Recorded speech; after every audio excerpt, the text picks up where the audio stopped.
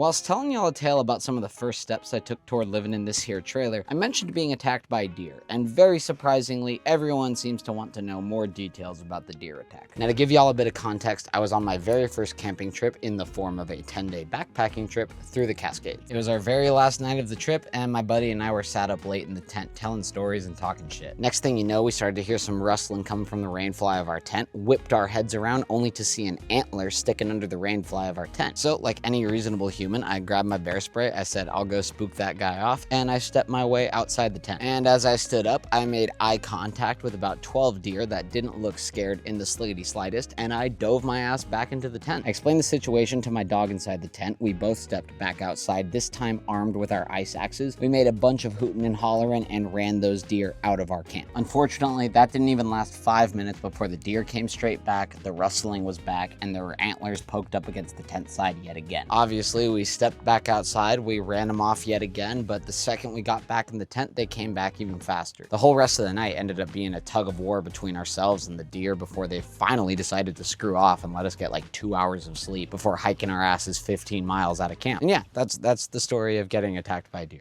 No one was harmed, no deer were harmed, I was sleepy.